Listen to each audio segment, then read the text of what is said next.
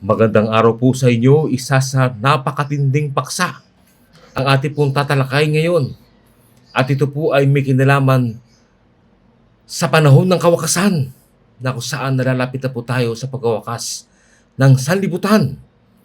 Kaya po ang mensaheng ito ay kailangan natin na malaman. Ating pong pakinggan ito mula sa pasimula hanggang sa matapos upang makita natin ang nais ng Panginoon para sa atin. At upang tayo pong lahat ay manahan sa bagong langit at bagong lupa at magmana ng buhay na walang kamatayan na ipinangako ng ating Panginoon. Ang ating pong paksa ay paano makabilang sa mga pantas ayon sa Daniel 12:3 and 10 na nakakaunawa ng mga hiwaga ng Diyos. Ito po ang tanong po sa atin sa ating pong tanong at sagot portion. Ano po ba dapat gawin para makabilang ako sa mga pantas ayon sa Daniel chapter 12 verse 3 and 10 na nakakaunawa ng mga hiwaga ng Diyos? Ito po ang sabi ng Panginoon. Sa Daniel 12 verse 3 po, ito po ang sabi. At silang pantas ay sisilang na parang ningning ng langit at silang nangagbalik ng marami sa katwiran ay parang mga bituin magpakailanman. At sa verse 10 po, ito naman ang binabanggit. Marami ang magpapakalinis at magpapakaputi at magpapakadalisay, ngunit ang masasama ay gagawa na may kasamaan at wala sa masama na makakaunawa. Ngunit silang pantas ay makakaunawa.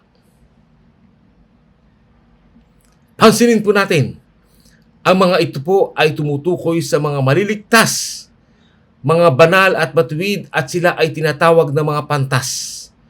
At magliliwanag sila at iaaninag nila ang buhay at ugali ng ating Panginoong Hesus. Si Kristo ang kanilang magiging bukang bibig at makikita sa buhay nila ang kautusan ng Diyos, ang transcript of Christ character. At sino po ang mga pantas? Ayon sa Daniel 12 verse 3 and 10. Ang sabi sa atin sa This Day with God, page 217. Kung nais ninyo na mapabilang sa pantas o matalino sa paningin ng Diyos, pumaroon tayo sa krus ng Kalbaryo at kumuha ng inspirasyon na nagmumula dito at ang iyong mga pangalan ay susulat bilang pantas o matatalino na nagtayo ng kanyang bahay sa ibabaw ng bato. So ang pantas pala po rito ay yung mga pumaroon sa krus ng Kalbaryo at kumuha doon ng inspirasyon. At ang pangalawa po ay yung nagtayo ng kanyang bahay sa ibabaw ng bato. Yan po ang tinatawag ng mga pantas ayon sa aklat ni Daniel 12:3 at 10.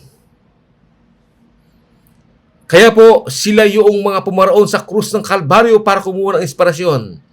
At sila din ang nagtayo ng kanilang mga bahay sa ibabaw ng bato na walang iba kundi ang ating Panginoong Jesucristo ayon sa Mateo chapter 7.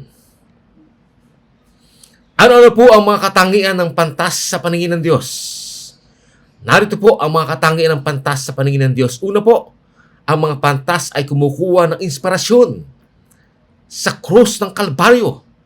Ang kamatayan ng ating Panginoong Hesus at si Kristo ang kanilang tinitingala bilang nag-iisang pag-asa ng kaligtasan. Yan po ay sa This Day with God, page 217. At pangalawa po, ang mga pantas ay natatakot at humihiwalay sa kasamaan, nasusuklam sa kasalanan at hindi gumagawa ng kasalanan. Ayon po sa Kawikaan 14 verse 16. Ang mga pantas po ay isinasara ang kanilang mga mata sa pagtingin ng kasamaan upang hindi sila makakita at matuto ng gumawa ng masama. ayon po sa Child Guidance 465.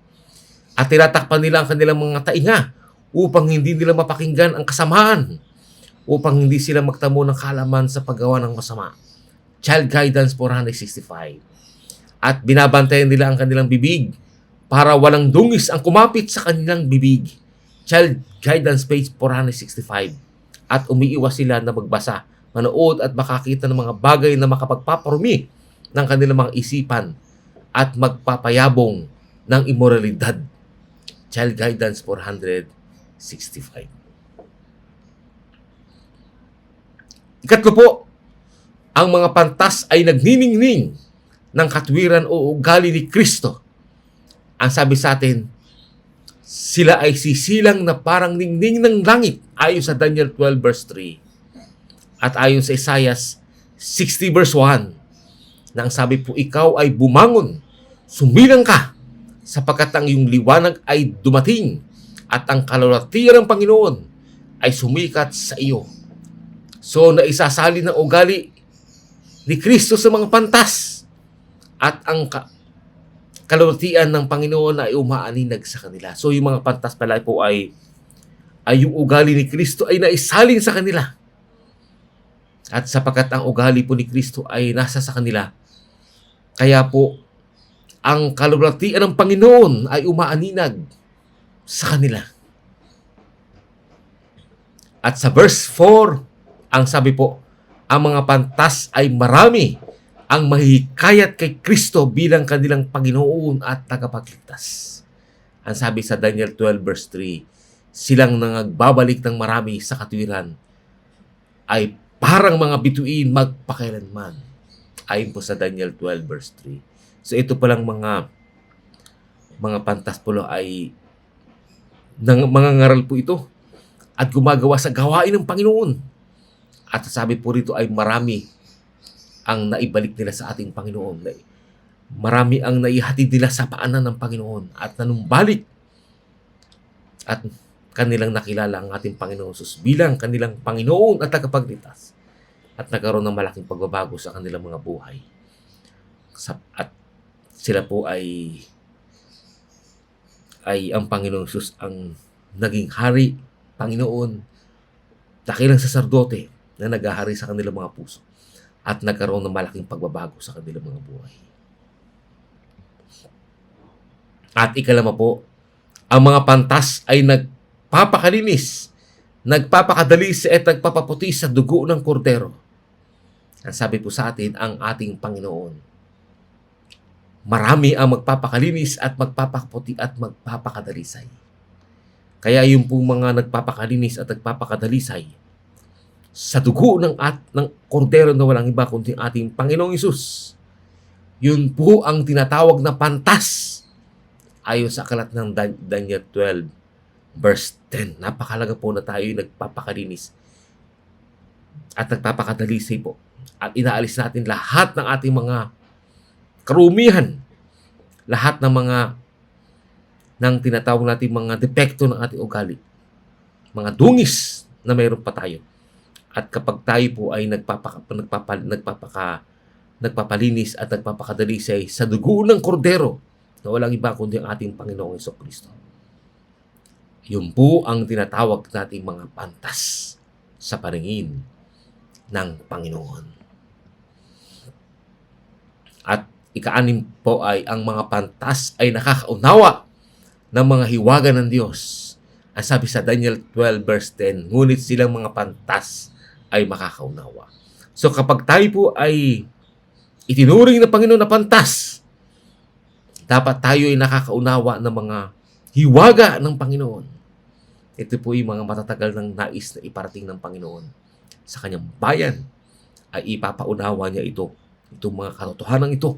Ito yung mga bagong liwanag, yung mga lumalaking liwanag, at yung mga umaabanting liwanag ay ipaparating, ipagkakaloob ng Panginoon doon sa kanyang mga anak na tinatawag ng mga pantas. Sapagkat ang sabi po dito, ang mga pantas ay makakaunawa. At sino po ang magpapaunawa sa kanila ng mga hiwaga ng Diyos? Ang sabi sa Signs of the Times, Volume 4, 278, si Kristo ang magkakaloob sa atin ng pangunawa. Tandaan natin po na ang Panginoon Jesus lamang ang magbibigay, magkakaloob sa atin para maunawaan natin yung mga hiwaga, yung mga katotohanan na nais iparating ng Panginoon, lalo-lalo na sa nalalapit na pagparito ng ating Panginoon. Kaya po sabi sa CE page 97, ang CE po ay Christian Experience po ito, page 97. Ang anak ng Diyos ang makagagawa ng malaking gawain ng pagpapaaninaw at pagbibigay liwanag sa kaluluwa. Ang anak ng Diyos lamang po ang mayroong kakayahan sapagkat siya po ay pinakalooban ng kanyang Ama upang siya po ang maging bukal o maging source ng pagkakaloob ng unawa sa mga hiwaga hinggil sa kadyusan o mga hiwaga na may kinalaman sa ating Panginoon na nais na makatutulong sa atin para sa ating kaligtasan at sa kaligtasan ng sanlibutan. Kaya po ang sabi po dito, ang anak ng Diyos ang makagagawa ng malaking gawain ng papapaaninaw o pagbibigay liwanag sa kaluluwa. At ang ikapito po, ang mga pantas ay open-minded o bukas ang isipan sa pagtanggap ng mga liwanag. Ang sabi po sa atin dito sa review ni Herald, December 23, 1890, liliwanag ang mga katotohanang espiritual mula sa makalangit na pahina. Ngunit ang puso ay dapat buksan para sa pagtanggap ng liwanag, sapagkat si Satanas ay laging handa upang palabuin ang mahalagang katotohanan na gagawin silang mga pantas sa kaligtasan. Kung sino man ang hindi tumatanggap nito ay magpasawalang hanggan na mananatiling hiwaga ng mga hiwaga sa kanila. Ibig sabihin, ang mga pantas po ay open-minded, bukas ang kanilang isipan. Hindi sila prejudice. Hindi sila prejudice sa alam nila sa mga mensahe. Pinapakinggan nila muna bago nila hatulan. Binubuksan muna, pinapakinggan, inaalis muna nila yung kanilang mga preconceived ideas na meron sila sa kanilang mga pag-iisip. At hinahayaan nilang mapakinggan muna ang katotohanan. Mapakinggan muna ang mensahe bago nila husgahan kung ito ay tunay na bagong katotohanan o hindi. Kaya po ang mga pantas po ay mga open-minded o bukas ang isipan sa pagtanggap ng mga liwanag. At ikawalo po ay yaong lumalakad na kasama ng mga pantas at umiiwas na lumakad na kasama ng mga masasama. Ang sabi sa Kawikaan 13 verse 20, lumalakad ka na kasama ng mga pantas na tao at ikaw ay magiging pantas. Ngunit ang kasama ng mga mangmang ay mapapariwara. So kapag tayo po'y lumakad na kasama ng mga pantas na tao, tayo po ay magiging pantas. Ngunit kapag ang kasama na po natin ay mga mangmang, ay mapapariwara po tayo. Napakalaga po na lumakad tayo na kasama ang ating Panginoong Hesus at kasama yung ating mga kapatid na mga tinagurian ding mga pantas. Dapat sila po ang ating mga kasama. Sila ay kasama. Sapagkat kapag hindi po, kapag ang kasama natin ay mga mangmang, tayo po ay magiging mangmang. Napakalaga po na tayo ay umalis. Lisanin natin ang mga organisasyon ng mga mangmang. Lisanin natin ang mga grupo ng mga mangmang o kaya mga samahan na binubuo ng mga mangmang. Tayo po ay umalis po dyan. Hinaanyahan tayo ng Panginoon na magsilabas sa mga grupo ng kamangmangan at tayo po ay pumunta sa Panginoon. Sa Panginoong Hesus na siyang pinakapunong pantas. Ang ating Panginoong Hesus po ang tinatawag na punong pantas sapagkat siya ang pinagmumulan ng pagiging pantas at siya ang pinagmumulan ng tinatawag nating karunungan mula sa kaitaasan o yung tinatawag na karunungan ng Diyos. At sa Kanya tayo magpahubog, sa Kanya tayo sumama, magpaturo sa paanan ng Panginoon. Kasama ng ilang mga lingkod ng Panginoon na nagnanais din na paturo sa ating Panginoon at nagnanais na pahubog at nagnanais na maisalin ang ugali ni Kristo sa kanilang mga buhay. At bakit tinawag na pantas ang tatlong mago na dumalaw sa ating Panginoon sa Bethlehem? Bakit po tinawag na ang tawag po sa kanila ay tatlong pantas o yung tatlong mago na mga pantas? Bakit po? Una, ay nagsikap at nagtiyaga sila na hanapin ang ating Panginoong Hesus. Ang sabi sa Mateo 2:1-2, nang ipanganak nga si Jesus sa Bethlehem ng Judea sa makarawan ng haring si Herodes, narito ang mga pantas na lalaki ay nagsidating sa Jerusalem mula sa silanganan na nagsipagsabi, saan naroon ang ipinanganak na hari ng mga Hudyo, sapagkat aming nakita ang kanyang bituin sa silanganan at naparito kami upang siya'y sambahin. Una po ay nagtiyaga sila, nagsikap sila na hanapin ang ating Panginoong Hesus. Maaaring sila po ay naglalakad sila o kaya nakasakay po sa tinatawag na kamelyo. Pansinin po, naglakbay sila ng mahigit na 200 miles o almost 322 kilometer ayon sa mga nagsasaliksik ng banal na kasulatan.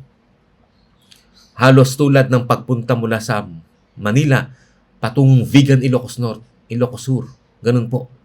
Ganun kalayo po ang kanilang nilakbay. Ang kapag pupunta po kayo sa Vigan, Ilocos Sur ay 335 kilometer mula sa Maynila.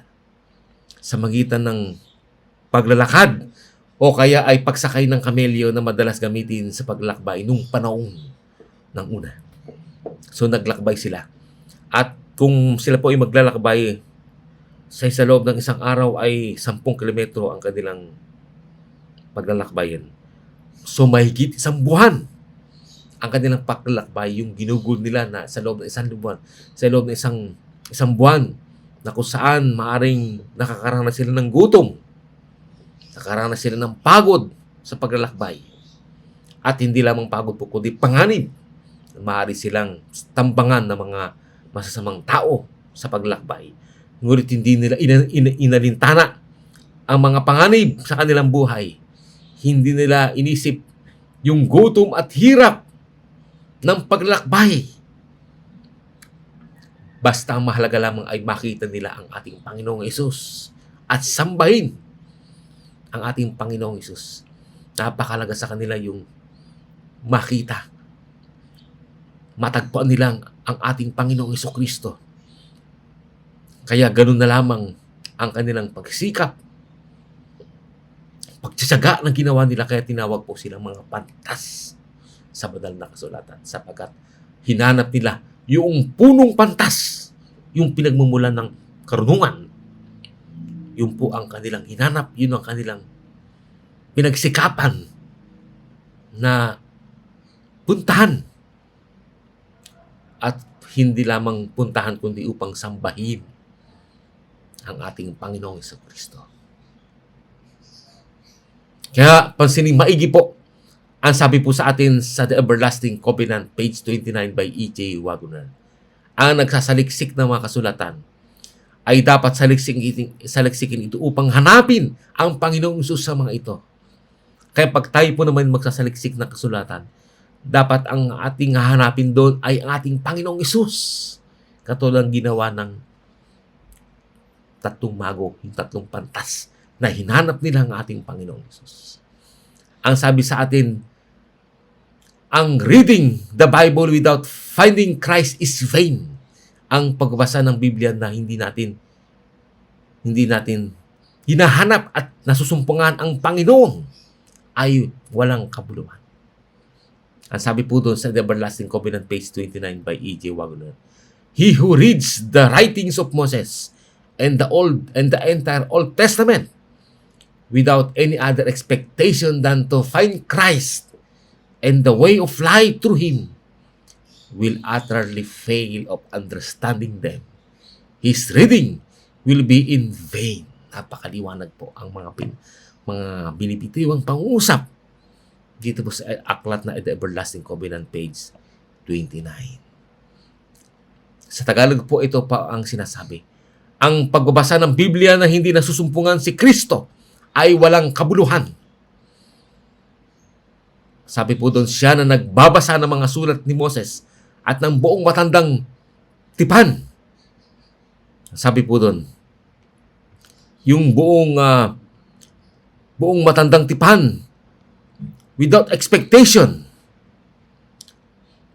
na walang inaasahan liban na masumpungan si Kristo at ang daan ng buhay sa pagitan niya ay lubos na mabibigo ng pangunawa sa mga ito. Ang pagbabasa niya ay maging walang kabuluhan. So useless po ang ating pagbabasa ng banal na kasulatan kung hindi natin nasusumpungan ang ating Panginoon Sus doon sa ating binabasa. Napakalaga po na masumpungan natin ang buhay, ugali at mga tagubilin ng ating Panginoong Jesucristo. At yung daan ng buhay na nais ipabatid sa atin ng Panginoon. Kailangan natin masumpungan po yun sa ating pagkasaliksik ng banal na kasulatan. Na katulad ng ginawa ng tatlong magong mga pantas na naglakbay sila, nagtiyaga sila, nagsikap upang masumpungan lamang ang ating Panginoong Hesus. Kaya po sabi sa atin sa Why Genesis, page 16 by A.T. Jones, to search the scriptures for doctrine, to search the scriptures for sermons, to search the scriptures for arguments is all vanity, vexation of spirit, and idolatry. Sa Tagalog po, ang saliksikin ng mga kasulatan para sa doktrina, ang magsaliksik ng mga kasulatan para sa mga sermon, ang magsaliksik ng mga kasulatan para sa mga argumento o pagdidebate ay lahat walang kabuluhan, pagkainisang diwa at pagsamba sa Diyos-Diyosan. Pagsamba para sa Diyos-Diyosan. So, kapag tayo sumasamba sa Diyos-Diyosan, yun po ay paglabag sa kautusan ng Diyos. Sa unang utos at ikalawang utos, yung pagsamba sa Diyos-Diyosan. Kapag tayo po ay nagsasaliksik ng kasulatan, na ang layon lang natin ay makapagsaliksik tayo ng hinggil sa doktrina, o kaya ay makapagsaliksik tayo para makagawa tayo ng sermon. Binabasa natin ang kasulatan para makagawa tayo ng sermon, either expository type of sermon, textual, topical, at iba't ibang mga paraan ng pagsisermon.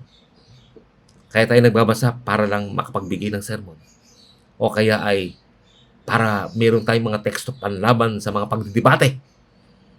Yung mga argumento. Ginagamit natin ang kasulatan para sa argumento o pagdidebate. Ang lahat ay walang kabuluhan, sabi po rito, at pagkainis ng diwa at pagsamba sa Diyos-Diyosan. So, pagsamba para sa Diyos-Diyosan, yung mga ganung paraan. So, kailangan pala kapag tayo magsasaliksik ng kasulatan, ang dapat ay ang ating sasaliksikin pala ay ang ating Panginoong Hesus. Yun ang sasaliksikin natin sa banal na kasulatan. Yung ating Panginoong Hesus, sapagkat siya po ang content, siya ang binubuo, siya ang pinaka-summary, o siya ang pinakakabuuan ng salita ng Diyos. Kaya ang sabi po sa atin sa John 5:39, search the scriptures, for in them ye think ye have eternal life, and they are they which testify of me. Sa Tagalog po, saliksikin nyo ang mga kasulatan, sapagkat iniisip ninyo na sa mga yaon ay meron kayong buhay na walang hanggan, at ang mga ito ay siyang nagpapatotoo tungkol sa akin. So napakalino pala na ang banal na kasulatan po ay kapag sinaliksik po natin yan ay magkakaroon tayo ng buhay na walang hanggan kapag sasaliksikin po natin ito, sapagkat ang mga ito ay nagpapatotoo tungkol sa akin. Ang kailangan natin makita ay ang ating Panginoong Jesucristo, sapagkat ang mga sulat, ang Biblia po, ang scriptures ay lahat ito ay nagpapatotoo tungkol sa ating Panginoong Hesus. Kaya ang kailangan natin malaman doon ay Christ and Him crucified. Si Kristo at siya na napako. Yan ang dapat maging layunin ng ating pagsaliksik ng salita ng Diyos. Kaya po sabi sa YA Genesis page 17 by A.T. Jones, ang sabi po, but to search the scriptures to find the creative word of God, which is Christ.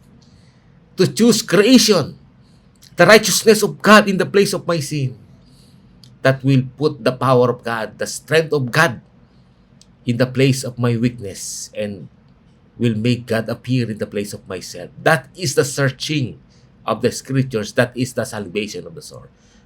Yung pala yung sabihin ng pagkasaliksik ng kasulatan. Yung sinasaliksik natin to para sa kaligtasan ng kaluluwa.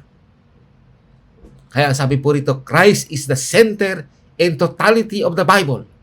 Si Kristo ang sentro, ang totality, ang kabuuan ng banal na kasulatan. Sa Tagalog po, ito po ang sabi sa Y Genesis, page 17 ni A.T. Jones. Ngunit, ang magsaliksik ng mga kasulatan upang masumpungan ang mapaglikang salita ng Diyos. Ano po yun? Yun po ay ang ating Panginoong Hesus. Ang piliin ng paglikha, katuwiran ng Diyos sa lugar ng aking kasalanan. Yung katuwiran, yung righteousness of God, napaka-importante po yun, na maglalagay sa kapangyarihan ng Diyos. Lakad ng Diyos sa lugar ng aking kahinaan. Na ilalagay ang Diyos sa lugar ng aking sarili. Iyan ang pagsasaliksik ng mga kasulatan. Yan ang kaligtasan ng kaluluwa.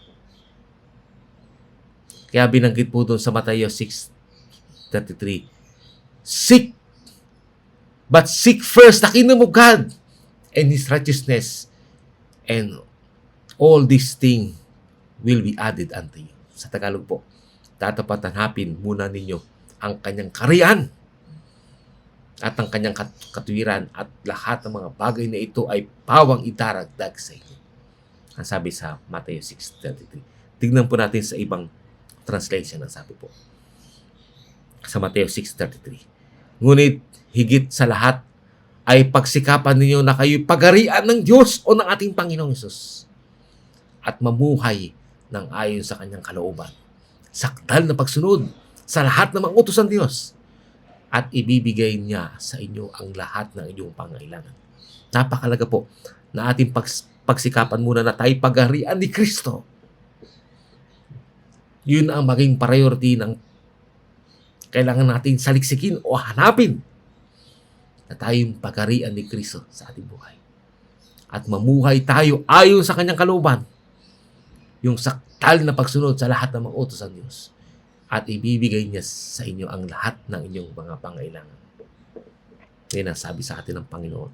Mateo 6:33. Kaya sabi po sa All About Jesus, Volume 1, page 26 by E.J. Wagner. We have previously seen by comparing Deuteronomy 30:11-20 and Romans 10:6-10 that Christ is in all the scriptures, so that they are indeed the word of God. Whoever reads the scriptures without finding Christ in them reads them in vain. He gets only the outward form or shell. Napakatindi po ito. Kaya pala ipinangako ng Panginoon. Ang sabi sa, dito po, sa Review and Herald,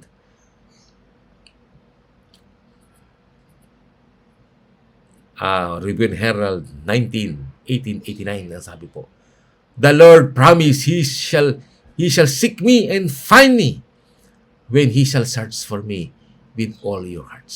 So, kailangan pala natin saliksikin. Pinangako ng Panginoon na He shall seek me.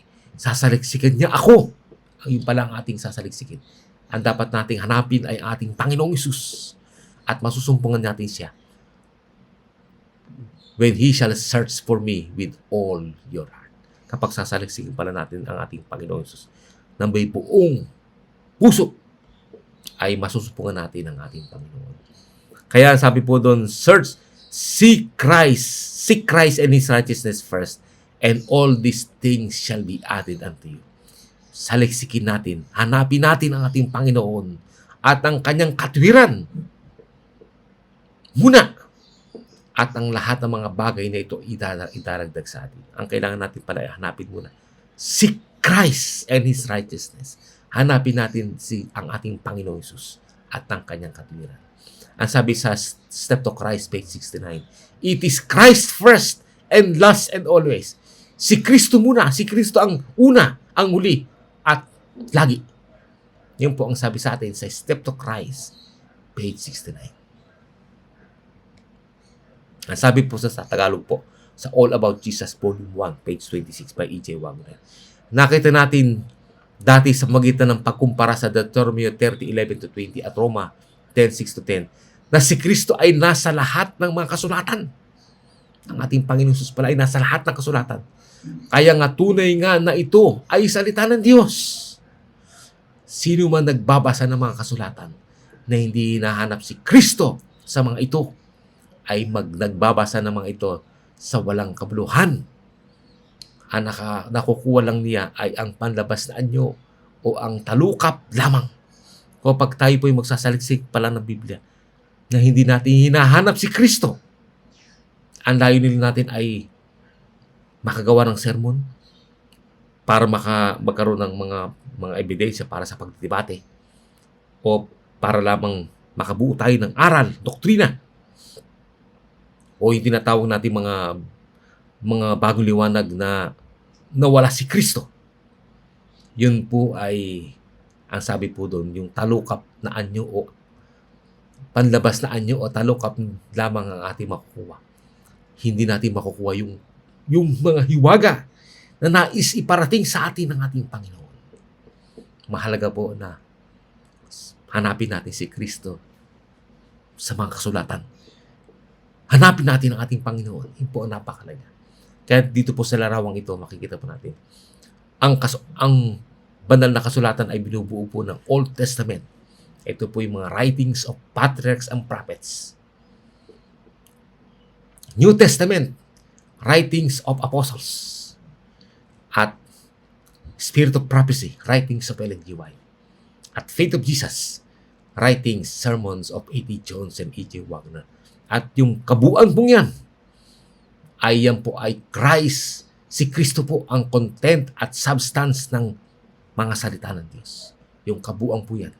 Yung totality, substance and totality of the words of God ay walang iba kundi ating Panginoon. Kaya ang ating Panginoon Jesus ay tinawag siyang berbo. Ang berbo ng Diyos. Sapagkat yung salitang berbo po ang ibig sabihin, the word, o sa wikang Greek po ay logos. Na ibig sabihin po niyan ay ang Panginoong Jesus po ang nilalaman ng mga salita ng Diyos. Siya po yung kabuuan, yung totality ng mga salita ng Diyos. Bakit walang kabuluhan kapag ang pagsaliksik sa mga kasulatan nang layunin ay hindi ang masumpungan si Kristo? Bakit po? Ang sabi sa TDOC, page 137 by Ellen G. White. Christ is the center of all Scripture as He is the center of all God's purposes and counsels. Si Kristo pala ang sentro ng lahat ng mga kasulatan sapagkat siya ang sentro ng lahat ng mga layunin at mga sangguni ng Diyos. Siya ang center. Kaya kapag nagsasaliksik tayo at hindi natin hinahanap si Kristo, katulad ng ginawa ng tatlong magong mga pantas na hinanap nila si Kristo at nagtiyaga sila, hanapin ang ating Panginoon, ay walang kabuluhan ang ating mga pagsasaliksik ng banal na kasulatan. Kaya sabi po sa TDOC page 154 by Ellen G. White, Jesus only is the true center of Scripture in all its manifold revelations. Si Jesus lamang ay ang tunay na sentro ng kasulatan sa lahat ng sari-saring paghahayag nito. Napakalino po. Jesus only, nakalagay po doon. Si Jesus lamang ang tunay na sentro ng kasulatan. At lahat ng sari-saring paghahayag nito Napakaliwanag po ng mga matitibay at mga makapangyarihang mga pangusap ng mga salitang atin na mga galing sa TDOC page 154 mula sa lingkod ng Panginoon na Ellen G. White. At ang pangalawa po, kung bakit ang tatlong mago o tatlong mga pantas ay tinawag silang mga pantas. Bakit po? Sapagkat kinonsider o itinuring nila si Kristo bilang Hari at Diyos at ninais nila na sambahin siya. Sabi sa Mateo 2 verse 2, sa naroon ang ipinanganak na hari ng mga Hudyo, sabi ng tatlong mago, sapagkat aming nakita ang kanyang bituin sa silanganan at naparito kami upang siya'y sambahin. Naglakbay sila ng napakalayo. Mahigit 1 buwan silang naglalakbay para hanapin ang ating Panginoon at para siya isambahin. At nung sila'y makarating po doon sa Israel, ang sabi nila ay, saan ipinanganak ang hari ng mga Hudyo? Sapagkat amin nakita ang kanyang bituin sa silanganan at naparito kami upang siya'y sambahin. At kaya nung kanilang masumpungan po, ay sa Mateo 2 verse 11, ay nagpatira pa sila at nagsisamba sa kanya. Bakit nila sinamba ang ating Panginoon? Sapagkat itinuturing nila ang ating Panginoong Jesus na Diyos. Sapagkat ang sabi sa Mateo 4 verse 10, for it is written, you shall worship the Lord your God and Him only you shall serve. Sapagkat nasusulat, ang sabi po doon, ay sasamba ka sa Diyos. Sa Diyos lamang at siya ang iyong paglilingkuran. Ang Diyos lamang pala ang dapat sambahin. Kaya nung sila'y sumamba, nagpatira pa sila at sumamba sa harap ng ating Panginoong Jesus na nandun sa sabsaban sa Bethlehem, sa isang sabsaban ng mga hayop na hindi talaga angkop para sa pinuno ng langit, sapagkat ang ating Panginoon Jesus po ay siya ang tinatawag na pinuno ng universe o ng sangkalangitan. Sa kabila ng ganong kalagayan na nandun lamang siya sa sabsaban, ang itong tatlong magong itong tatlong mga pantas na ito ay nagpatira pa sila at nagsisamba sa kanya, sapagkat itinuturing nila si Kristo ay Diyos. Kaya yung mga tao na hindi sila naniniwala na si Kristo ay Diyos, hindi po yung mga pantas. Hindi yung mga pantas. Sapagkat ang mga pantas po ay dapat ituring natin si Kristo na hari. Siya po yung hari ng kaharian hari siya ng kaharian ng biyaya at kaharian ng kaluwalhatian, yung kingdom of grace at saka kingdom of glory. Ang hari po dyan ay walang iba kundi ang ating Panginoong Hesus. Siya po yung hari. Kaya ang sabi nila ay saan naroon ang hari ng mga Hudyo. So ikinukonsider nila ang ating Panginoong Hesus na hari at sinukonsider nila na Diyos sapagkat nais nilang sambahin. Napakatindi. Kaya po ito pong tatlong magong ito ay tinawag na mga pantas. Mga pantas po sila. Sapagkat yung mga decisions nila at saka mga activities na kanilang ginawa ay katangian ng mga pantas. Kaya tinawag po sila mga pantas. At ang pangatlo po ay sinundan nila ang panguna ng bituin para malaman nila ang kinaroonan ng ating Panginoon. Ang bituin, ang sabi sa Mateo 22 verse 9, ang bituin kanilang nakita sa silanganan ay nangunguna sa kanila hanggang sa sinapit at tumigil sa tapat ng kinaroonan ng sanggol.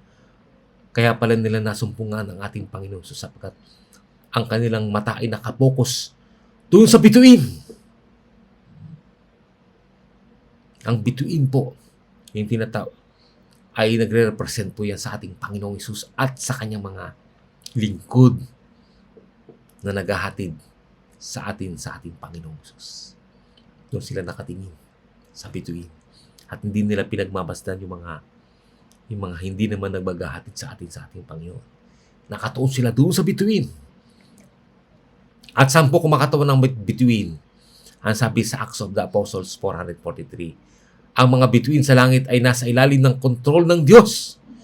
Siya nagbibigay dito ng liwanag, pumapatubay at nag-aatas ng kanilang paggalaw. Kung hindi ganito, ang mga bituin ay malalaglag. Gayon din sa kanyang mga ministro. Sila ay mga kasangkapan lamang sa kanyang kamay. So yung palang primarily po ang bituin ay nagre-represent sa ating Panginoon Jesus. Secondarily ito ay kumakatawan din po sa mga ministro o mga lingkod ng Panginoon o mga kinakasangkapan ng ating Panginoon. Yung mga lingkod ng Panginoon na nasa ilalim ng kontrol ng ating Panginoon. Kaya yung po mga bituin ay mga tunay na mga ministro o manggagawa ng Diyos. Sabi sa Gospel Workers, page 13, na inihahatid ang mga tao kay Kristo. Kaya yung tunay na bituin, ang purpose nila ay ihatid ang mga tao sa ating Panginoong Jesucristo. Katulad ng ginawa ng bituin na inihatid nila yung tatlong mago, yung tatlong mga pantas, inihatid nila sa ating Panginoong Hesus. Yun po ang layunin ng mga ministro o manggagawa ng Diyos. Ay sabi dito po sa review ni Herald May 31, 1887, stars are used to represent His ministers. Review ni Herald May 31, 1887. Sa Tagalog po, ang mga bituin ay kumakatawan sa kanyang mga ministro o mga manggagawa.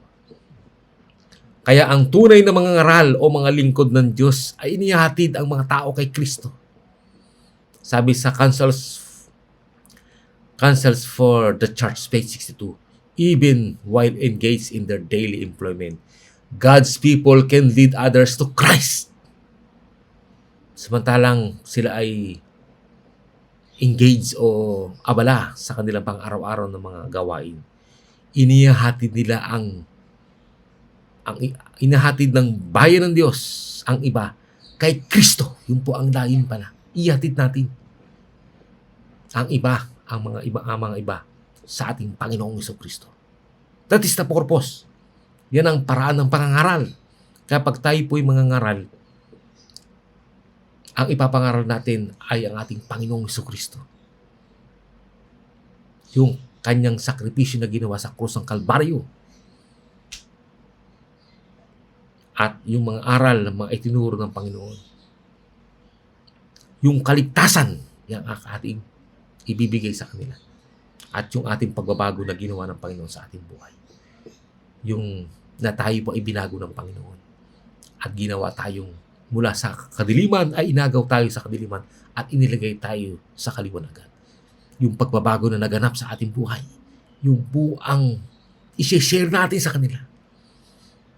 At dadalhin natin sila sa Panginoon, sa ating Panginoong Jesus. Kaya sabi po rito ng tunay na mga aral, itong larawan na nakalagay po rito. Ang sabi po ng tunay na mga aral, salvation can only be found in Christ. I point you to Jesus Christ, the only one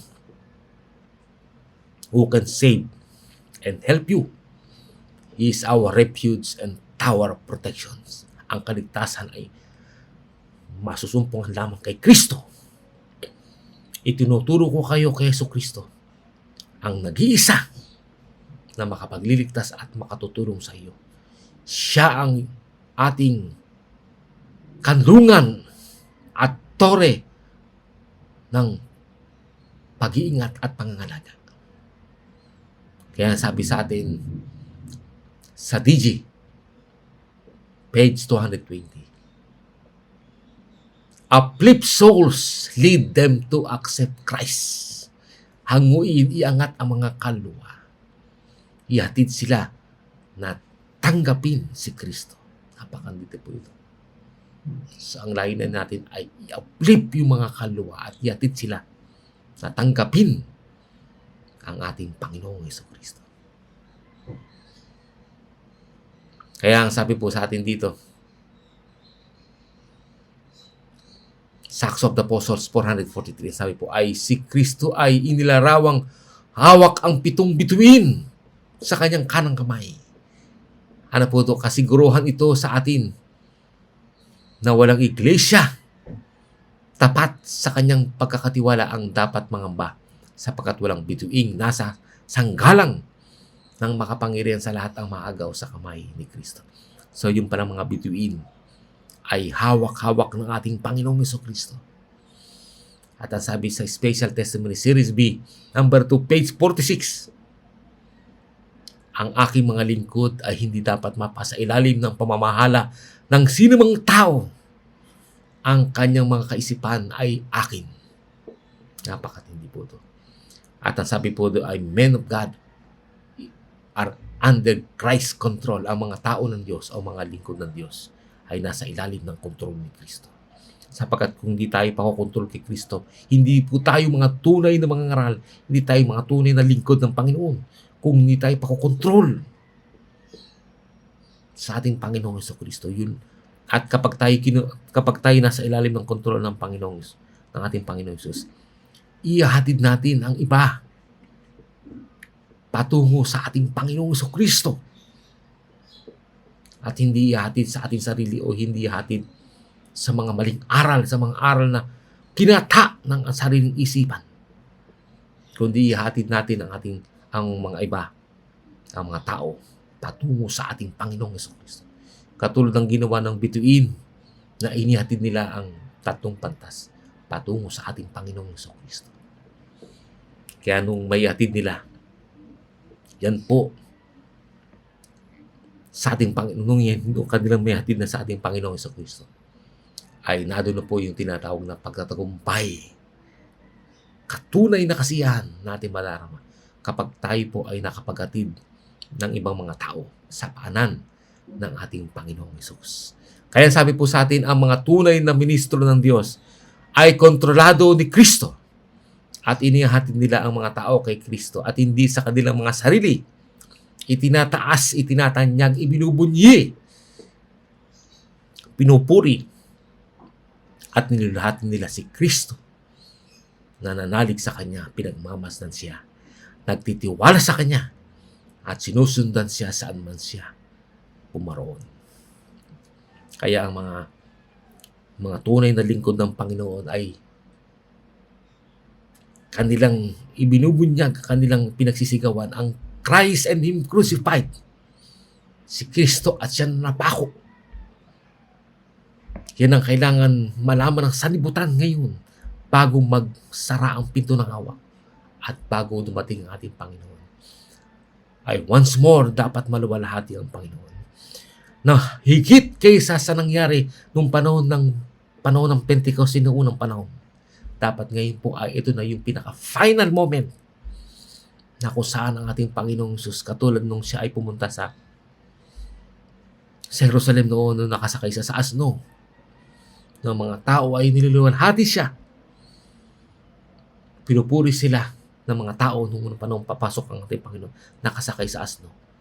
At sinabihan sila ng mga Pariseo na wag nilang gawin yun. Ang sabi doon ay kapag hindi natin pupurihin ng Panginoon, kundi natin ibubunyi at lulubalati ng Panginoon, ang mga bato ang sisigaw. Ang mga bato ang sisigaw upang luwalatiin ang ating Panginoon. Mas nakakalungkot kung yung mga bato pa ang sisigaw para lubalati ang ating Panginoon. Dapat tayo mga tao ang dapat magtanyag, magbunyi, magtaas, magpuri at magluwalhati sa ating Panginoon. At tayo po ay manalig, pagmasdan siya at pagtiwalaan at sundan siya saan man siya pumaroon. Dapat tayo po ay hindi ang mga bato, sapagkat kung hindi natin luluwalhati ng Panginoon, ang mga bato ang sisigaw upang luwalhatiin ang ating Panginoon.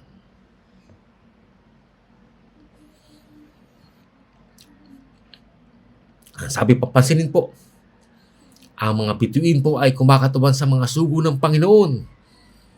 Katulad po yung mga patriarka at mga propeta, mga prophets, apostles, mga alagad o apostoles.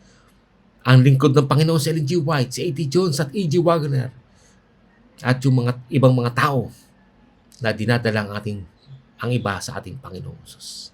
Ang mga tunay na ministro na kontrolado ni Kristo ay mga mangaral na inihatid nila ang mga tao kay Kristo. Yan po. Kaya po sabi sa larawan, Christ and Him crucified. Yan po ang sigaw ng mga pantas. Ang sigaw nila ay si Kristo at siya na napako. At ikaapat po ay nagalak yung pong tatlong mago. Nagalak sila sa ating Panginoon Jesus. Nang matagpo nila ito dahil sa paggay ng bituin. Ang sabi sa Mateo 2 verse 10. At nang makita nila ang bituin, sino po yung nakita nila? Hindi na po yung guide. Ang nakita nila yung bituin. Ito na po yung tunay na bituin.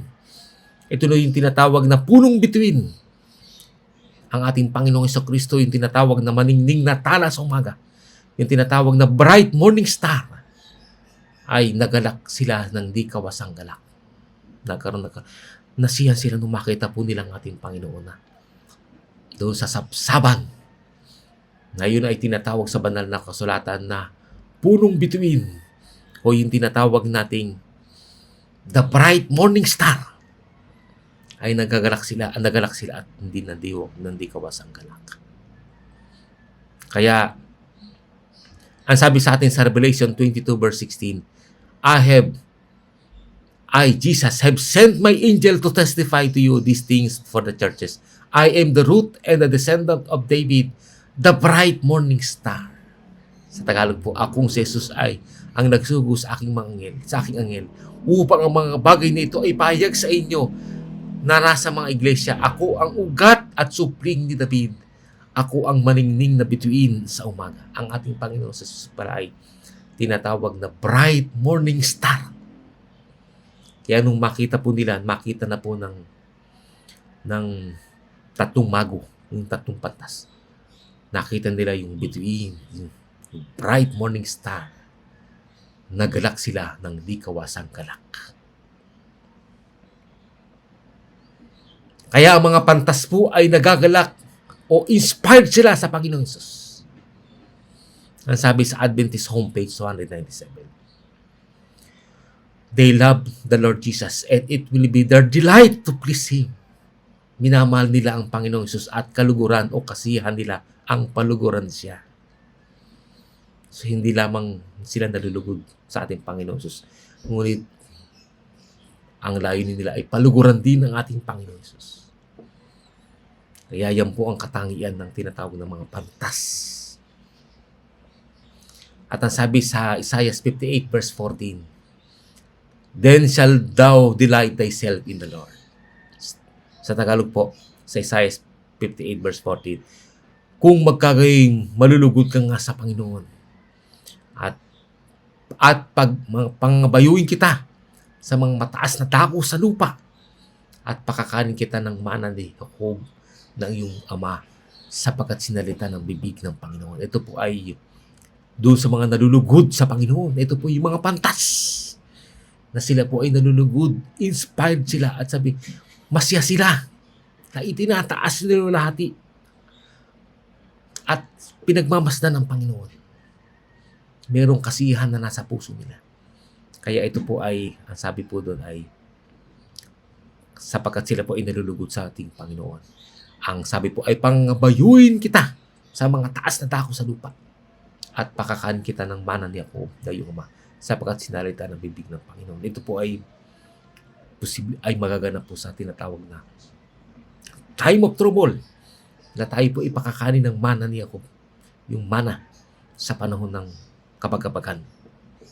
At tayo pang baguhin niya sa matataas ng dako sa lupa. Kaya sabi po sa larawan po, I delight myself in the Lord. I'm inspired with Christ. Sabi po din sa larawan, ako ay nalulugod ng aking sarili sa Panginoon. Ako ay inspirado sa Panginoon kay Kristo. At ikilama po ay nag-alay sila ng handog sa Panginoon. Ang sabi sa Mateo 2 verse 11, at pagkabukas nila ng kanilang mga kayamanan, binuksan po nila yung kanilang mga kayamanan, ay inihandog nila sa Kanya ang mga alay na ginto at kamangyan at mira. Ano po ang pinahuwatig nito? Ang sabi sa Roma 12 verse 1, kaya nga mga kapatid, ipinapamani ko sa inyo na alang-alang sa kabagan ng Diyos, nang inyong iharap ang inyong mga katawan na isang haing buhay, banal na kayaya sa Diyos na siyang inyong katampatang pagsampa. Nais pala ng Panginoon na ating ihandog ng ating mga sarili na isang haing buhay, banal at kaaya-aya sa Diyos. Pansinin, ang ginto po ay kumakatawan sa pananampalataya o pananalig at pag-ibig sa ating Panginoong Hesus. Nais ng Panginoon na tayo manalig sa Kanya at mahalin natin siya sa magitan ng saktal na pagsunod sa lahat ng mga utos ng Diyos. At magagawa natin po ito sa magitan ng biyaya at kabutihan at kalakasan ng ating Panginoon. At ang kamangyan naman po ay kumakatawan sa panalangin. Kaya inaasahan din ng Panginoon na tayo ay laging luluhod at mananalangin sa Panginoon. At hindi natin kakalimutan na laging magtiwala sa Kanya sa magitan ng madalas na pananalangin, hindi lamang panalangin formal, kundi yung panalangin sa isipan na laging nakatuon ang ating isipan sa Kanya. Mahalaga po na tayo dumuluhod sa Panginoon.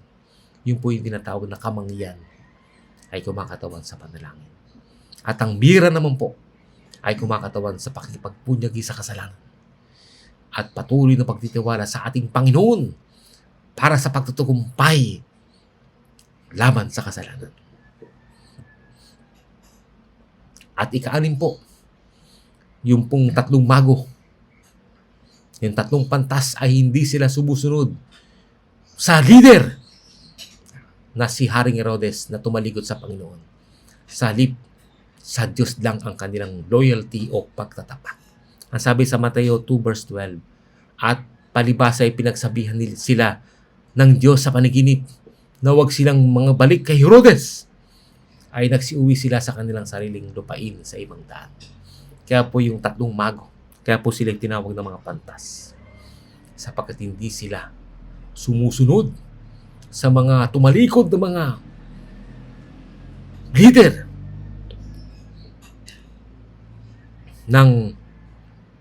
ng bansa o kaya mga leader, mga tumalikod na leader ng iglesia. Hindi sila sumusunod doon kapag alam nila na mali ang ipinauutos sa kanila. Doon sila sumusunod sa ating Panginoong Hesus. Sa Diyos sila sumusunod. At kung ano ang sabihin ng Panginoon, ayun ang kanilang sinusunod. Kaya pansinin po ang mga pantas na tao ay kay Jesus lamang sumusunod at hindi sa mga leader na tumalikod. Leader ng bansa na nag-uutos ng taliwas sa nais ng Diyos. Ang mga halimbawa ay yung vaccination. Kapag inutos na tayo magpabaksin, ay hindi nila sinusunod sapagkat ang sinusunod nila ay ang ating Panginoong Hesus na nasusuklam at ayaw sa vaccination. At yung politics at saka political participation. Ang sabi ng gobyerno, dapat tayong makisangkot sa politika. Ngunit ang mga pantas po, ang mga tunay na malingkod ng Panginoon ay hindi nakikisangkot sa politika na nais ng pamalaan na mangyari. At hindi rin sila magpaparticipate kapag magkaroon man ng mga legislated Sunday keeping. Kapag ang araw ng linggo ay maisabatas na sa Amerika at ganun din sa iba't ibang mga bansa, ang mga pantas po ay hindi sila susunod sa iniaatas ng leader ng bansa. Susunod sila sa ating Panginoon. At sa mga tumalikod na leader naman ng mga nabaksak na iglesia, hindi rin sila susunod. Lalo na sa mga leader ng mga nabaksak na iglesia na nagtuturo ng mga huwad na aral at nagtuturo ng mga paglabag sa Panginoon at pagtakwil sa katotohanan. At yung mga tinuturuan sila na huwag nilang paniwalaan ang mga writings ni Ellen G. White at writings ni A.T. Jones at E.G. Wagner. Sasabihin nila na sa Biblia lamang. Sa totoo, hindi naman talaga napapamali yung kanilang mga paliwanag sa Biblia. Ay, ang pangapantas po ay hindi susunod sa mga leader na ito, ng mga napaksak sa iglesia. At ang susundin nila ay walang iba kundi ang ating Panginoong Hesus. Doon lamang sila susunod. At yun po ang tinatawag ng mga pantas ayon sa Daniel 12 verse 3 at saka verse 10. Pansinin po, si Solomon ay pinagkalooban ng Diyos ng karunungan at siya ay naging pinakapantas sa lahat ng mga tao na nabuhay sa mundo. Bakit po si Solomon ay ang tinawag na pinakapantas na tao sa buong mundo? Dahil bukod sa hiningi niya po ito sa Diyos. Ang sabi sa PK Tagalog 26-27, sa kanyang kabataan, sinunod ni Solomon ang mga pagpiling ginawa ni David. At sa maraming panahon ay lumakad siyang matuwid. Ang buhay niya ay kinakitaan ng maigpit na pagsunod sa mga utos ng Diyos. Napakalaga pala yung tinatawag ng maigpit na pagsunod sa mga utos ng Diyos. Yan po ang naging buhay ni Solomon nung kanyang panahon ng kabataan. At sa maraming panahon ay lumakad siyang matuwid. Ang buhay niya ay kinakitaan ng maigpit na pagsunod sa mga utos ng Diyos. Bakit siya naging maigpit sa pagsunod? Tanda natin dahil sa ating Panginoong Hesus. Sapagkat ang ating Panginoong Hesus po ay maigpit sa pagsunod sa mga utos ng Diyos. Dahil sa ating Panginoong Hesus, kinakitaan ng maigpit na pagsunod sa mga utos ng Diyos si Solomon. Sapagkat kaya siya naging maigpit sapagkat nasa puso niya si Kristo, ating Panginoong Hesus. Naghahari sa puso niya ang Panginoong Hesus. At naging maigpit siya sa pagsunod. Dahilan sa biyaya at kabutihan ng ating Panginoong Hesus na nasa kanyang mga puso. Nabuhay siya nakasama ang ating Panginoon. Subalit kapag tayo po ay hihiwalay sa ating Panginoong Hesus, tayo po ay magiging masuwain sa mga utos ng Diyos kapag tayo po ay napahiwalay sa Panginoon. Magiging masuwain tayo at manlalabag sa utos ng Diyos at hindi tayo magiging maigpit sa pagsunod sa mga utos ng Diyos kapag tayo po ay hiwalay sa ating Panginoong Hesus. Kaya nga sabi po sa atin dito ay yung salitang Christian, kapag nawala si Christ ay magiging I am nothing. Sabihin, wala tayong kabuluhan kapag nawala po ang ating Panginoong Hesus. Kaya nga sabi sa 1:15 verse 5, I'm the vine, you are the branches. If a man abides in me, I am in him. He will bear much fruit. Apart from me, you can do nothing. So kapag tayo hiwalay kay Kristo, ay wala tayong magagawa. At yun naman pong 5 mga pantas na dalaga sa Mateo 25:1-13 ay tinawag silang mga pantas. Bakit po? Sapagkat sila po ay nagdala naman ng langis ng kanilang sisidlan na kasama ang kanilang mga iluwan. Sa Mateo 25 verse 4. May dala-dala silang langis sa kanilang sisidlan na kasama ang kanilang mga iluwan. Bakit sila naging pantas? Dahil may dala silang langis. Yan po.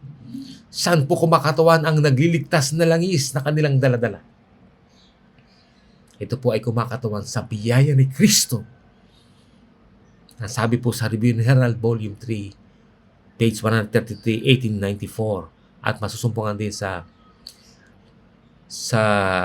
Christian Service, page 95 at Councils and Parent Teacher Students, page 418. At sabi po, simple at hayag ang kinakatawanan ng ilawan. Subalit ang ilawan ay walang kabuluhan kung ito ay walang langis. Ang panloob at spiritual na langis ng biyaya ni Jesucristo ang nagbibigay buhay sa kaluluwa. Kaya pala naging pantas itong 5 mga dalagang ito ay sapagkat Meron silang biyaya ni Hesus Kristo. The grace of Christ. Hindi sila nagsikap na sumunod sa utos sa kanilang sariling lakas, kundi sinunod nila ng saktan lang ang mga utos ng Diyos sa pamamagitan ng biyaya ng ating Panginoon Jesus at sa pagitan ng lakas at kabutihan ng ating Panginoon sa Kristo. Kaya po siya na nagmumpay. Kaya yung pong napakalaga po yung biyaya ni Kristo na siyang kapag ipinagkaloob po sa atin po, nagtatagumpay tayo sa pagitan ng biyaya ng ating Panginoon sa Kristo. At yan po ay napakalaga po, lalo na sa ating panahon ngayon.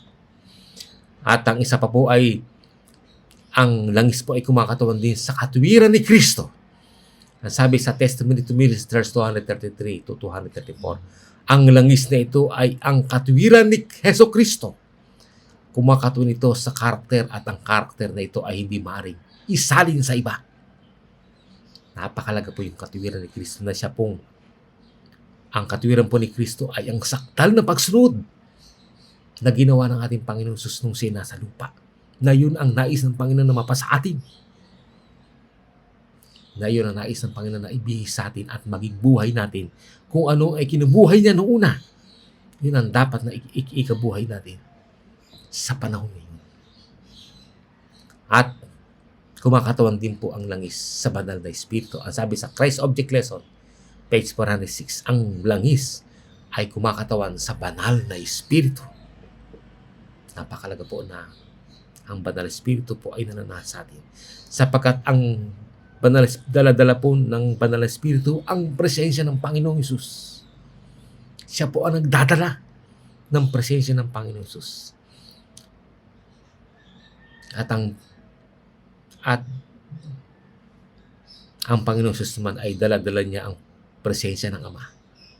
Kaya kapag nasa atin po ang banal na Espiritu, kapag nasa atin ang banal na Espiritu, nasa sa atin po ang heavenly trio. Nananahan sa atin ang heavenly trio kapag nananahan sa atin ang banal na Espiritu. At yan po ang langis na kailangan po sa panahon ngayon upang tayo po ay magtagumpay. Wala pong pagtatagumpay kung wala pong banal na Espiritu. Kaya pansinin po natin, malinaw po na ang ilawan ay kumakatawan sa salita ng Diyos. Ito po ang Bible, Spirit of Prophecy at Faith of Jesus. Ayon sa Christ Object Lesson, Tagalog 442. At ang nagliligtas na langis ay kumakatawan sa biyaya at katuwiran ng ating Panginoong Hesus sa Review ni Herald, Volume 3, 133, page 1894. At Testimony to Ministers, page 133. At sa banal na Espiritu. Ang ating kaligtasan ay nakasalalay sa ating Panginoong Hesus sa pagpatnubay ng banal na Espiritu. Kaya nga sabi po sa Review ni Herald, April 15, 1884, ang biyaya ni Kristo ay ang tangi nating pag-asa ng kaligtasan. Ulitin po, ang biyaya ni Kristo ay ang ating tanging pag-asa ng kaligtasan. At ang sabi sa PK, Prophet and Kings, Tagalog 146, tanging ang katuwiran ni Kristo ang magkakaloob sa iyo ng kapangyarihang labanan ang kasamaang laganap ngayon sa sanlibutan. At sa isang aklat po ni Ellen G. White po sa letter, ang sabi po, tanging si Kristo at ang katuwiran ni Kristo, matuwid na buhay, ang makapagtatamo para sa atin ng pasaporte para sa langit.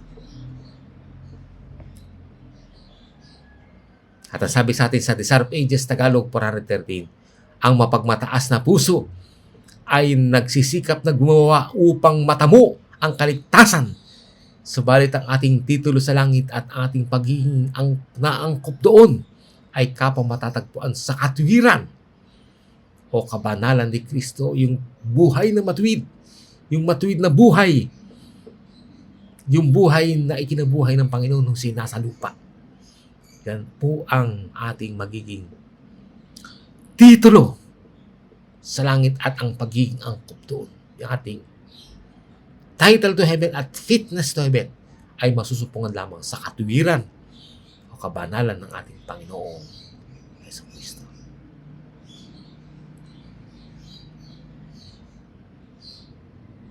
At ang sabi sa atin sa All About Jesus, Volume 1, page 28 by E.J. Wagner, life and righteousness come from Christ. But since Christ is in the Word, which the prophets and apostles wrote, it follows that life and righteousness come through obedience to what is written. Men shall not live by bread alone, but by every word that proceeds out of the mouth of God. Matthew 4 verse 4. God's word is the truth. Sanctify them through your truth. Your word is truth. John 17:17. And the Apostle Peter says to the saints of God, you have purified your souls in obeying the truth through the Spirit. 1 Peter 1:22. Every word of God is life, and a single word is sufficient to give life. If that is all one has, but the very fact that every word is life shows that the willful neglect or rejection of one word of God is the rejection of His life. Tingnan po natin sa Tagalog po. Sabi po, kung ating tatagalogin po, ang buhay at katuwiran ay nagmumula sa ating Panginoong Hesus. Sa ating Panginoong Hesus. At sa pool na si Kristo ay ang salita na isinulat ng mga propeta at mga apostol. It follows, sumusunod lamang, na ang buhay at katuwiran ay nagmula sa pagsunod kung ano ang nakasulat. Yung pala ibig sabihin ng buhay at katuwiran ay pagsunod kung ano ay nakasulat. Ang tao ay hindi lamang nabubuhay sa tinapay, kundi sa bawat salita na nagmumula sa bibig ng Diyos. Ang salita ng Diyos ay katotohanan. Pabanalin mo sila sa magitan ng katotohanan. Ang iyong salita ay katotohanan. Sabi sa John 17:17. At sinabi ng apostol na si Pedro sa mga banal ng Diyos, inyong dinalisa inyong kaluluwa sa pagsunod sa katotohanan sa magitan ng Espiritu. Bawat salita ng Diyos ay buhay, at ang isang salita ay sapat na magbigay ng buhay. Kaya nga,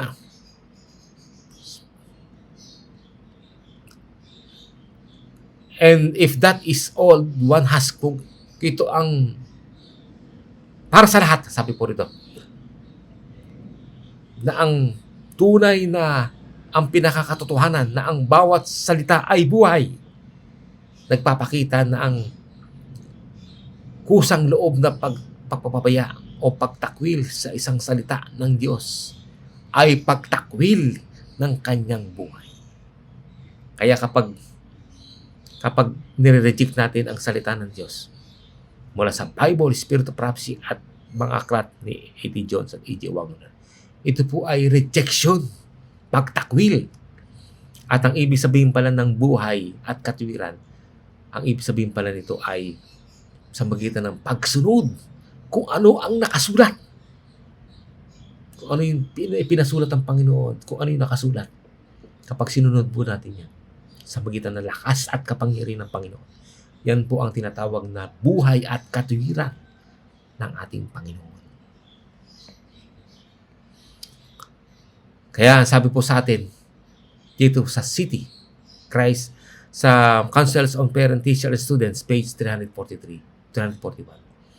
Those who are seeking the righteousness of Christ will be dwelling upon the themes of the great salvations. Sa Tagalog po, yung mga naghahangad ng katiwiran ni Kristo ay mananahan sa mga tema o paksa hinggil sa dakilang kaligtasan. Kaya yung pumbalang, kung nais natin mabihisan tayo ng katiwiran ni Kristo, yung tinatawag na righteousness of Christ, we must be dwelling upon the themes of the great salvation. Dapat tayong manahan sa mga tema o paksa hinggil sa dakilang kaligtasan. At ang halimbawa po nito, ang pinakakabuuan po nito, yung pinaka-overall title, yung Christ and Him Crucified. Siya si Kristo at siya na napako. At ang mga nilalaman po nito ay katulad ng Christ as a Savior, si Kristo bilang tagapagligtas, Christ as the power of God, si Kristo bilang kapangyarihan ni Kristo, Christ as a wisdom of God, si Kristo bilang karunungan ng Diyos, Christ as the righteousness of God, si Kristo bilang katuwiran ng Diyos, Christ as a life of God, si Kristo bilang buhay ng Diyos, Christ as our high priest, si Kristo bilang dakilang saserdote, Christ as a lawgiver, si Kristo bilang tagapagkaloob ng kautusan, Christ as a prophet, si Kristo bilang propeta o nagkakaloob ng mga propesiya sa banal na kasulatan. At marami pa po. Christ as God, si Kristo bilang Diyos. At napakarami pa po mga paksa. At Christ as the as the source of standard, of Christian standards. Si Kristo bilang bukal, bilang pattern ng pamantayan ng banal na kasulatan. So yung mga standards, ito po yung mga iba't ibang klase ng mga reforms. So lahat po yan, ang tawag po dyan ay mga themes of the great salvation. Mga tema o paksa hinggil sa dakilang kaligtasan na pinagkakaloob ng ating Panginoon. At ang sabi sa Signs of the Times, December 30, 1889, the death of Christ on the cross of Calvary is our only hope in this world, and it will be our theme in the world to come. Sa Tagalog po, ang kamatayan ni Kristo sa krus ng Kalbaryo ay ang ating pag-asa sa sanlibutan ito. At ito ang ating magiging tema o paksa sa sanlibutang darating.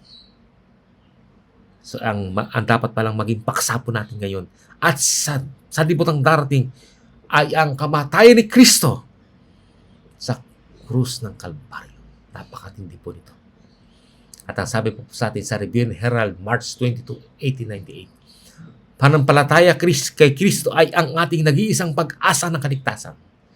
Ang gawain ng bawat tunay na Kristiyano ay ang ilagay si Kristo at siya na napako. Dapat natin ilagay pala si Kristo at siya na napako. Yan ang dapat na tema ng mga paksa na dapat natin pag-aralan. At ang sabi po sa Review and Herald, June 9, 1896, our only hope of salvation is an anchor to the soul, both sure and steadfast, when entered into that which is within the veil, anchored in Christ, the soul like a ship amid the raging elements, tempest, tossed and driven is immovable. Napakalaga po na ating pong inilagay ang ating Panginoong Jesucristo, ang sabi po rito. Siya yung anchor, yung timon, para hindi magalaw ang ship. Ang Panginoon, dapat naka-anchor tayo sa ating Panginoon. At anumang bagyo, anuman mga lakas ng alon at matitinding bagyo ang dumating, hindi tayo magagalaw. Bakit po? Sapagkat tayo po ay naka-anchor sa ating Panginoong Hesus. Kaya sabi po, our only hope of salvation is an anchor to the soul, both sure and steadfast. At sabi sa Review and Herald, July 9, 1908, ang ating nag-iisang pag-asa ng kaligtasan ng ating mga kaluluwa at ang pagtulong sa iba upang maligtas ay ang tanggapin ang katwiran ni Kristo. Napakalaga po yung katwiran ni Kristo. Dapat nating tanggapin ang katwiran ni Kristo. At ang sabi po sa atin sa Review and Herald, October 7, 1909, ang lahat ng congregation sa ating lupain ay nangangailangan na matutunan na higit ang tungkol kay Kristo at siya na napako. Ang karanasang pangreliyon na hindi nakabatay kay Kristo ay siya lamang ang karanasang pangreliyon na hindi nakabatay kay Kristo at siya lamang ay walang kabuluhan. So kung ating pong religious experience ay hindi po nakabatay kay Kristo at siya lamang, ay ito po ay walang kabuluhan. Kaya po ang pinakasentro ng ating pananampalataya at sentro ng ating religious experience ay dapat nakabatay Christ and Him alone. Si Kristo at siya lamang. At ito po ang ating panguling pananalita po. Ang sabi po sa atin, kinikilala ng mga pantas na si Kristo ang bukal o pinagmumulan ng karunungan. Nasabi sa Fundamental Christian Education, page 406, siya, si Kristo, ay bukal o pinagmumulan ng lahat ng karunungan dahil inilalagay niya ang kanyang sarili mismo na direktang kapantay na walang hanggang Diyos. Ang Panginoong Diyos po, ang tinatawag na the wisdom of God. Siya ang karunungan ng Diyos. Siya ang pinagmumulan o bukal ng lahat ng karunungan. Ang sabi po rito sa Fundamental Christian Education, page 406, kung nais natin na maging pantas, ay matatamo lamang natin ito sa ating Panginoong Hesus, ang bukal ng pagiging pantas at ng karunungan. Ang sabi sa Christ and Him righteousness, and His righteousness, page 3 by E.J. Wagner. But the desired wisdom can be obtained only in Christ. The wisdom which does not proceed from Christ and which does not, as a consequence, lead to Him is only foolishness. For God, as the source of all things, is the author of wisdom. Ignorance of God is the worst sort of foolishness. Tingnan natin po sa Tagalog. Ngunit ang ninanais na karunungan ay matatamo lamang kay Kristo. Ang karunungan ay hindi nagmumula kay Kristo at bilang bunga ay hindi naghahatid sa Kanya, ay kamangmangan. Kamangmangan pala yung mga karunungan na hindi nagmumula sa ating Panginoong Jesucristo. Dahil ang Diyos bilang bukal o pinagmumulan ng lahat ng mga bagay ay may akda ng karunungan. Ang pagiging ignorante o walang nalalaman hinggil sa Diyos ay ang pinakamasamang uri ng katangahan o kamangmangan. Kaya sabi sa atin sa 1 Corinthians 1:30, Christ became to us the wisdom from God. Si Kristo ay naging sa atin karunungan mula sa Diyos.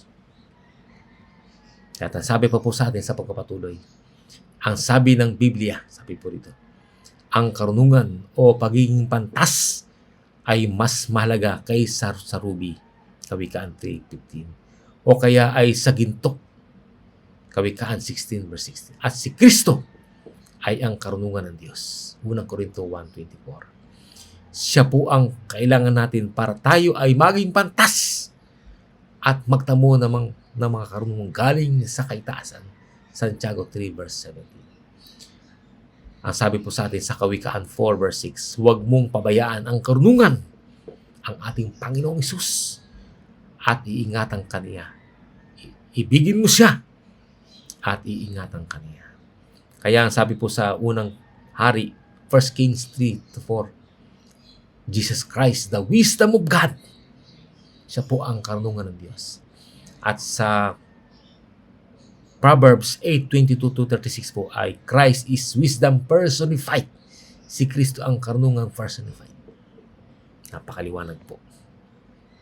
At ang sabi pa po sa atin sa James 1:5, if any of you lacks wisdom, you should ask God, who gives generously to all without finding fault, and it will be given to you. Sa Tagalog po, ngunit kung nagkukulang ng karunungan ng sino man sa inyo, ay humingi sa Diyos kay Kristo na nagbibigay ng sagana sa lahat ng hindi nanunumbat at ito'y ibibigay sa Kanya. Tandaan natin, kapag tayo'y nagkukulang ng karunungan, humingi tayo sa ating Panginoon. Sapagkat sa Kanya po nagmumula ang karunungan, siya ang pinagmumulan ng karunungan at siya mismo ang tinatawag nating karunungan ng Diyos. Kaya po yung salitang wisdom ay from sa salitang logos, verbo o kaya sophia. Ang salitang wisdom po sa wikang Greek ay sophia. At yung salitang word naman o yung karunungan o yung pag-aaral ng karunungan, yung pong logos, yung verbo. At ang salitang wise po sa wikang Greek ay sophos. At napakalaga po na maunawaan natin ang ating Panginoon. Makilala natin siya bilang ating tagapagligtas at Panginoon ng ating buhay. at makita natin na nakasalalay sa Kanya ang ating kaligtasan at ang kaalaman, ang karunungan ay matatamo lamang natin sa ating Panginoong Hesus.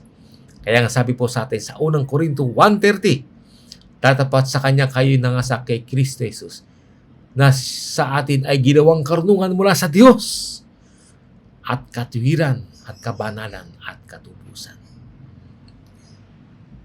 Sana po sa ating huling nabasa ay makita po natin na ang ating Panginoon ay siya pala ang pinunong pantas. Siya pala ang pinagmumulan ng karunungan, ng pagiging pantas.